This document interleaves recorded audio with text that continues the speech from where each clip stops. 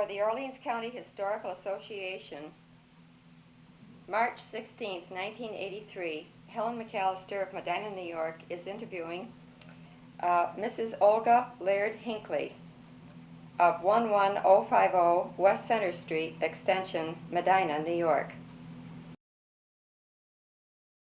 I was born in Middleport, New York, on December 23rd, 1895. My mother was Estelle Rose Laird, and my father, Alden K. Laird. My dad had a grocery store in Middleport, but he left during the first year of his ownership because of a fire which ruined the merchandise in the store. Olga, this grocery store that your father had was in partnership with another man? Yes, shall I say that? Sure. Okay. Dad was in partnership with the Steen brothers, that's spelled S-T-E-E-N, in Middleport. And I've already told you about the fire which ended his association with them. However, they went on with the store afterwards. Well, the fire didn't destroy his store, No. did it? It was in the livery stables in there? Yes. And the fire ruined the merchandise. The smoke and the water ruined the merchandise. And of course, being groceries, it was ruined. Well, in those days, grocery stores were quite different than the ones today, right? I suppose so. Of course, I was so young, I don't remember. Yes. I was only, I was less than a year old. Well, after your father left there with his wife and child, where did he go? He went to a place in the central part of the state called Machias, a little bit of a village, and he was engaged in, he was a traveling salesman. I don't even remember what his merchandise was because he didn't last very long in that, and finally he went to the R.T. French Company in Rochester. They still deal in spices and mustards and coffees and teas. Then we moved to Phelps, New York, because that was the central part of his territory. His territory included western New York and northern Pennsylvania, the western part of Pennsylvania. Know what I mean? Yes. Was your mother with you too? Yes. Do you remember lots of crying? Or No, just rushing back and forth. That's all I remember. I didn't know what it was all about, of course. But I really do remember it, even though I was so young. Because the excitement was so great. Unfortunately, killing of presidents hasn't stopped.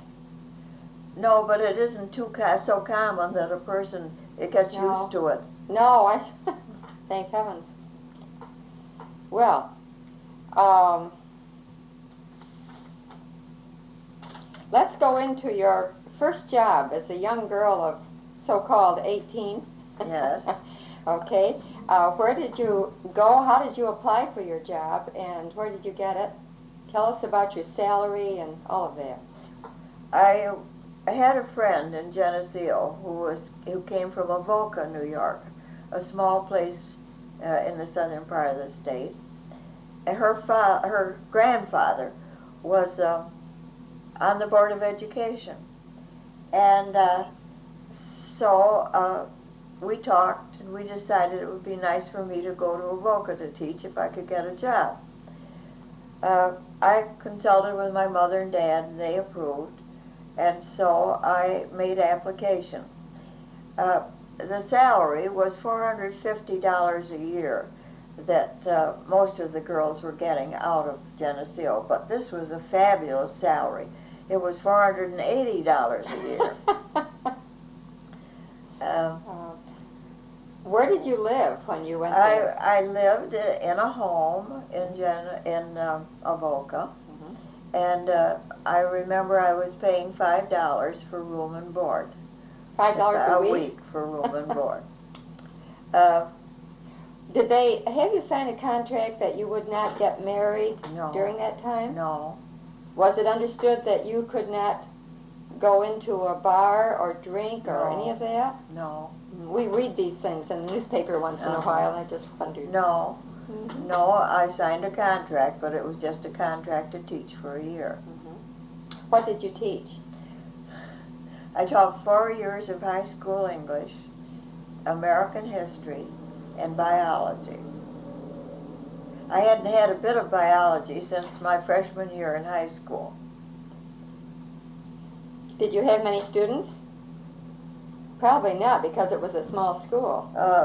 Well, the American history class was large, I remember. By large, I mean about 25. That's large. And my biology class was large, about the same size. Rural schools. What about the rural school children taking regents? Oh, I'd like to tell you about that, because the rural schools seem to give them very good preparation in math and very poor in English. They have very little difficulty in passing the regents, usually, from the rural schools. But English was a different story. So that a great many people, a great many students, when they came to school in Medina after they had taken their elementary regents examinations, had passed everything but English. Do you suppose this was because they didn't have access to the libraries? No, I think there was great stress laid on grammar at that time. And I don't think that there was time for them to drill as they should, because they had 8 grades in the rural schools.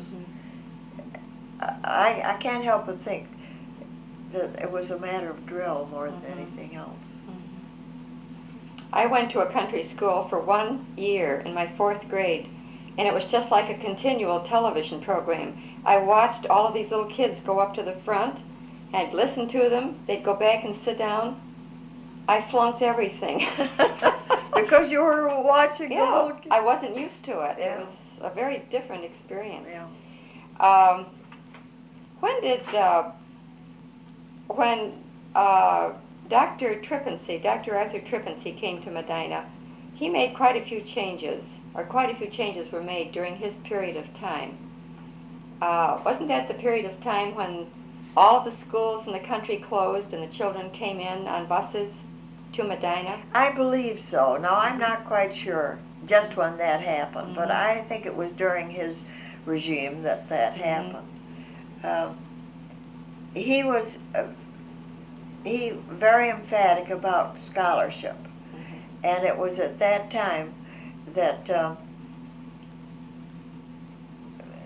that English, which had never been emphasized before, came into its own.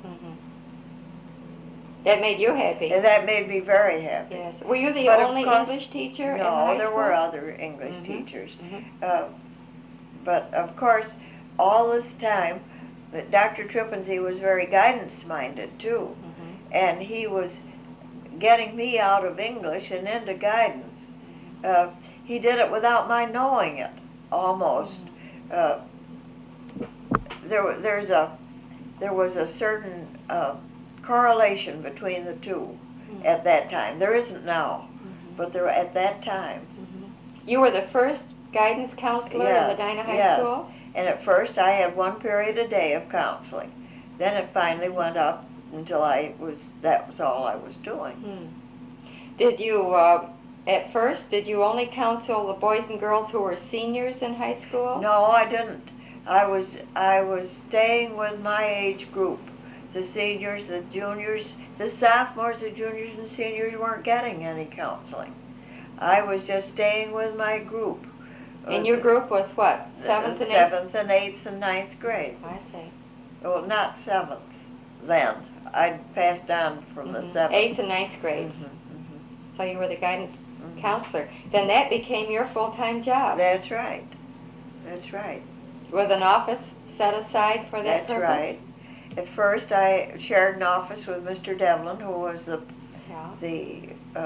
principal, and then I had my own office. And it was a gradual process. Had you had training as a guidance Not counselor? not a bit. But then I went on, and at the University of Buffalo, I got my guidance certification. But that was all summers and evenings. I'd go to classes until I finally did get that. You were telling me somewhere the other day when I was here, that you had been asked to teach retailing. Oh. Would you tell us about that? Well, that was during the war. Which war was that? Second World War. Right, okay. And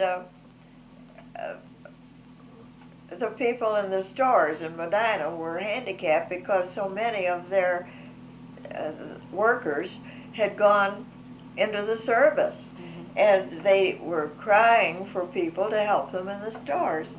So Dr. Trippensey got the idea that if there was a retailing teacher who could be sponsored by the, not sponsored, but endorsed by the government in Albany, the educational system in Albany, that we could send our students down into the stores to work part-time and get credit for it. And that's exactly what happened. But I had to get certification. And the only experience I'd had was being the wife of a man that had had a jewelry store. But I got my certification anyway.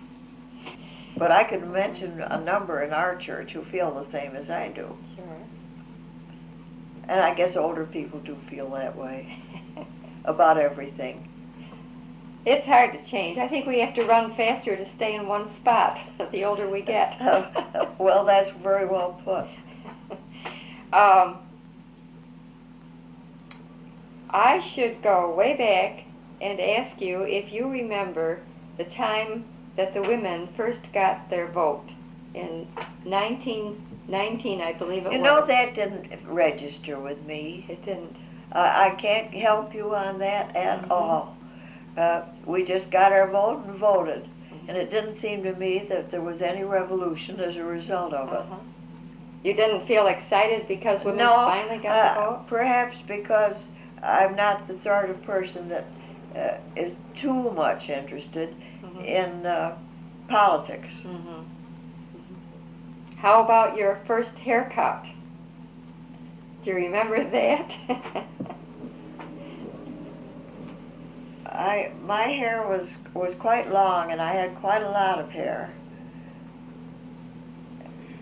I'm trying to think when it happened.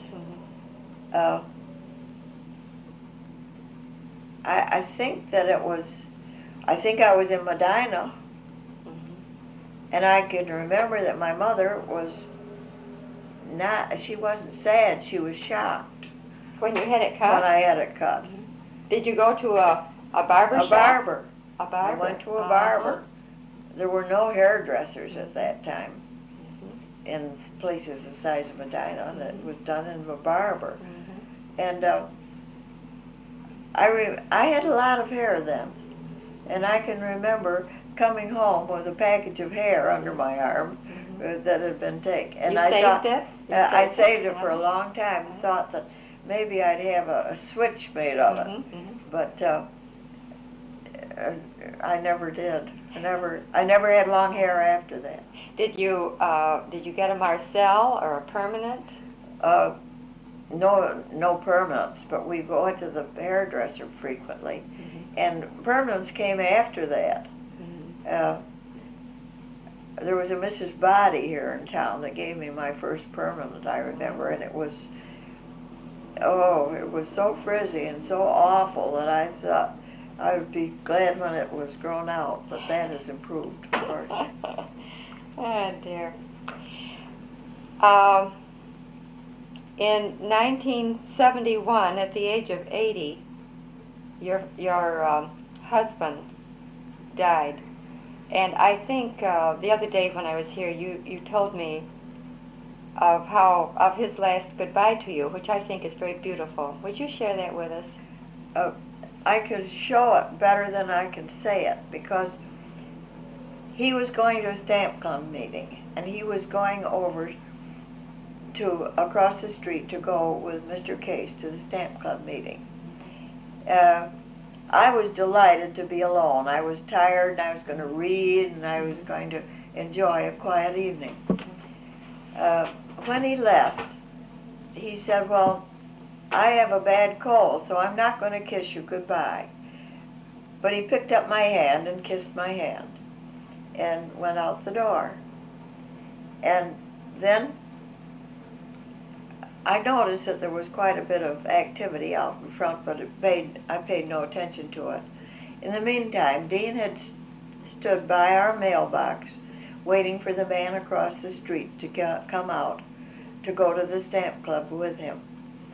While he was standing there, a car came by and hit him and carried him, probably 20 or 30 feet. Well, to make a long story short, the ambulance came, took him to the hospital, and he lived only an hour after that. He was terribly, terribly hurt. And he never regained consciousness enough to know that I was there. That, as a matter of fact, I wasn't there until they came after me. I didn't know what had happened over there. I knew there was excitement, but I didn't know what it was. And he died in the hospital.